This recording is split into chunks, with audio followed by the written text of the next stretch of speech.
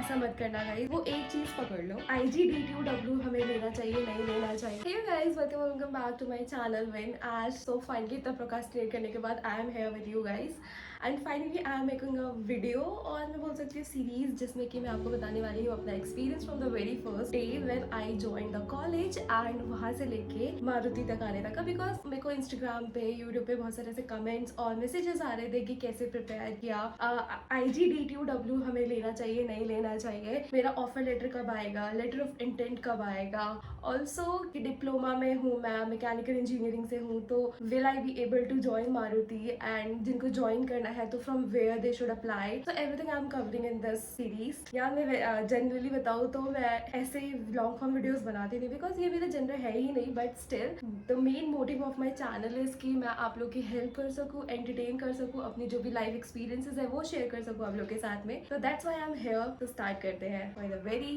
Beginning. जैसे कि मेरी एक वीडियो ऑलरेडी बना रखी है मैंने कि कैसे मैं नीट फेलियर से लेके मारुति तक का, इंटर्नशिप तक का मेरा कैसा पूरा जर्नी रहा है, but I will not talk about this because मैं बस वहां से स्टार्ट करती हूँ कि मैंने कैसे प्रिपेयर किया and then how I get the now. मुझे कॉलेज तो मिल गया जो मुझे चाहिए था, IGDTU, बट इसके बाद क्या करना है, नेक्स्ट स्टेप क्या होगा मेरा, मुझे कुछ आइडिया नहीं, कैसे करना है क्या करना है कुछ नहीं पता। फर्स्ट ईयर भाई मैं जेन्युइनली बता रही हूँ, मैंने बस यूं ही निकाला, जैसे स्कूल में एग्जाम देते थे, कॉलेज आते थे, 5 बजे तक क्लास लगाई चले गए, मतलब इतना बोरिंग और इतना सेम रूटीन डेली का, और कुछ नहीं पता, कुछ आउटकम नहीं आ रहा है, क्लास में जा रहे हैं बैठ रहे हैं, बस यही काम था। बट मैं एक चीज बताती हूँ, तुम लोग ऐसा मत करना गाइज, बिकॉज फर्स्ट ईयर ना बहुत ही ऐसा इंपॉर्टेंट ईयर होता है।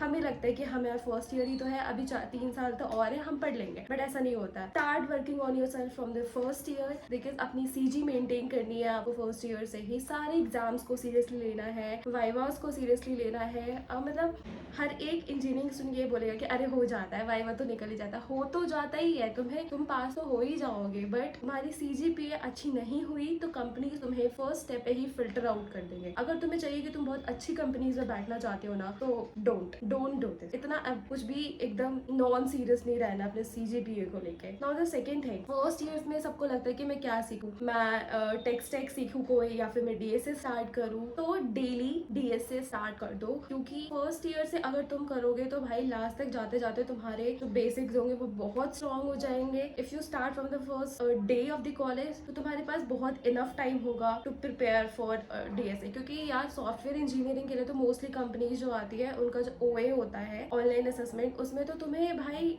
DSA के क्वेश्चंस पूछेंगे ही पूछेंगे। फर्स्ट स्टेप तो यही होता है, मतलब आफ्टर CGPA और रिज्यूमे के बाद में OA में तुम्हें DSA पूछेंगे ही, अगर तुम्हें टेक्निकल साइड जाना है, सॉफ्टवेयर इंजीनियरिंग साइड जाना है। तो start doing DSA from the first day of your college, not first day, मतलब आई मीन फर्स्ट ईयर से स्टार्ट कर दो। एंड ऑल्सो सबसे पहले अपने बेसिक्स स्ट्रॉन्ग करो। स्ट्राइवर की शीट तो तुम्हें पता ही है, वहां से स्टार्ट कर सकते हो, बिकॉज यार मेरे को तो कुछ भी नहीं पता था फर्स्ट ईयर में, मैंने जनरली कुछ नहीं किया, ना मैंने कोई टेक किया, ना मैंने अपनी CG अच्छी रखी, मेरी इतनी बेकार CG थी फर्स्ट ईयर में, ऑल्सो ना ही मैंने कोई प्रोजेक्ट बनाया। और मेरा एक जो नेगेटिव पॉइंट था वो मेरा फर्स्ट ईयर ही था, जिसने मेरे को आधा डुबा दिया था। तो तुम लोग ऐसा मत करना बिल्कुल भी। 1-2 घंटे डेली DSA को देना स्टार्ट करो एंड ऑल्सो उसके साथ साथ में अपना जो भी एक छोटू सा प्रोजेक्ट, मतलब कोई भी एक स्टैक पकड़ो, ऐप डेवलपमेंट करना है, या फिर तुम्हें वेबसाइट डेवलपमेंट करना है, या AIML करना है, कुछ भी करना है, वो एक चीज पकड़ लो एंड उसी एक चीज में बहुत छोटू प्रोजेक्ट स्टार्ट करो कि फर्स्ट ईयर में तुम्हारे बेसिक क्लियर हो जाए, तुम कोड लिखना सीख जाओ, लॉजिक समझ आने लग जाए थोड़ा सा। एंड उसके बाद कोई एक प्रोजेक्ट अच्छे से बनाओ जिसमें कुछ वैल्यू ऐड कर सके तुम्हें,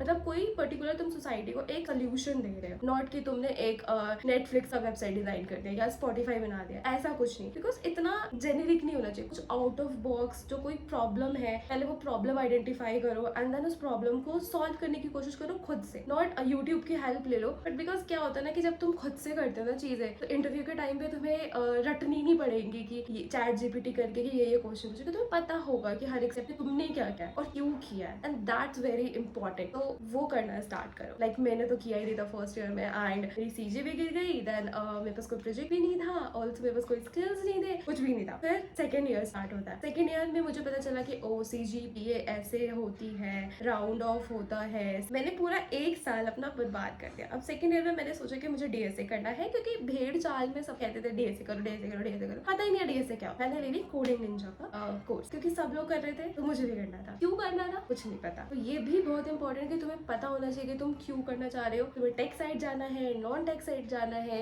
किस साइड जाना है, कि तुम्हें फिगर आउट करना पड़ेगा फर्स्ट ईयर में ही। इसलिए तुम्हें थोड़ा एक्सप्लोर भी करना पड़ेगा थोड़ा थोड़ा, क्योंकि तभी तुम्हें पता चलेगा। अब DSA करने से पहले तुम्हें एक लैंग्वेज आनी चाहिए, इधर जावा, पाइथन या फिर CPP। लाइक मैंने क्या किया था, अब पर्सनली बताओ तो फर्स्ट ईयर में मैंने जावा स्टार्ट किया था। ठीक है, चल रहा है, मैंने जावा में कर रही हूँ 2 साल। अब फिर मुझे लगता है यार जब मैं कोड करने बैठती हूँ तो इतना लेंदी होता है। वो इजी, बट पर्सनली मतलब मुझे उतना ठीक नहीं लग रहा था। फिर भी मैं कर रही थी कि चलो यार एक लैंग्वेज पकड़ लिया है मैंने, तो अब मैं उसको छोड़ नहीं सकती। बट ऐसा बिल्कुल नहीं है। अगर तुम्हें जिस भी पॉइंट पे लग रहा है कि तुम वो लैंग्वेज नहीं कर पा रहे हो, छोड़ दो उसे, दूसरी लैंग्वेज पकड़ लो, पाइथन पकड़ लो, CPP पकड़ लो, कुछ भी पकड़ो, बट वो तुम्हें ठीक लगना चाहिए, तुम उसमें कंफर्टेबल होने चाहिए कोड करने के लिए। तो फिर मैंने थर्ड ईयर में जाके CPP स्टार्ट किया था, एंड वो भी प्लेसमेंट का टाइम था, इतना जल्दी, but I was very comfortable उसमें, और उसमें मेरे से जल्दी कोड भी हो जाता था। ये मेरी एक दूसरी गलती थी जो तुम मत करना। ये देन सेकेंड ईयर में, फर्स्ट ईयर में तुमने अपने बेसिक्स क्लियर किए, छोटे छोटे प्रोजेक्ट्स बनाए। अब तुम्हें पता चल गया फर्स्ट ईयर में कि तुम्हारा टेक स्टैक क्या है, तुम किस साइड जाना चाहते हो। तो उस टेक स्टैक को पकड़ के एक प्रोजेक्ट बना लो, बहुत ही बढ़िया सा प्रोजेक्ट, मतलब जो थोड़ा लगे कि तुमने कोई प्रॉब्लम रिजॉल्व किया है। और बेसिक से बहुत स्क्रैच से खुद बनाओ, ताकि तुम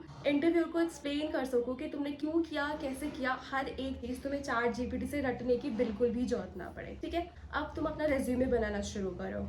रिज्यूमे में क्या चीजें, कुछ एक्टिविटीज अपने कॉलेज में पार्टिसिपेट करो चीजों में, वो चीजें। ठीक है, एक्स्ट्रा करिकुलर एक्टिविटीज के साथ साथ जो तुमने प्रोजेक्ट्स बनाए हैं वो डालो। अब रिज्यूमे तुमने बना लिया, धीरे धीरे करके बनाओ और धीरे धीरे करके उसे अपडेट करो। एंड देन सेकेंड ईयर में एक प्रोजेक्ट जो है तुम बिल्कुल फाइनल कर दो कि तुम्हें कौन सा एक प्रोजेक्ट तुम्हारे रिज्यूमे में जाएगा फाइनल तक। तो जैसे ही तुमने वो फाइनल किया, उसके बाद तुम्हारे बेसिक्स क्लियर हो जाएंगे फर्स्ट ईयर में DSA के, तुम्हारे पास एक प्रोजेक्ट मिल गया, तुम्हारा रेज्यूमे बना हुआ है, तो start applying for internships, specially for the womens. बहुत सारे इंटर्नशिप्स आने लग जाते हैं जो वुमेन्स स्पेसिफिक होते हैं। From the December onwards, second year दिसंबर से तुम्हारा स्टार्ट होना चालू हो जाएगा, उसमें अप्लाई करो। एंड देन डेली 2 घंटे तुमने DSA को तो दे ही रहे हो, बट प्रॉब्लम सॉल्व करो, एक एक क्वेश्चन डेली करो, मतलब मिनिमम एक तो करना ही है। उसके अलावा तुम्हें जितना ठीक लगे। ठीक है, एक स्ट्रीक बने, मान लो जैसे तुम स्नैपचैट पे स्ट्रीक बनाते हो ना, तुम एक स्ट्रीक बना रहे हो लीड कोड, ठीक है, उससे करो तुम्हारी एक हैबिट हो जाएगी। 7 डेज का करो, मतलब छोटे छोटे goals, 7 days, then again next 7 days, ऐसे करके छोटे छोटे गोल्स लोगे तो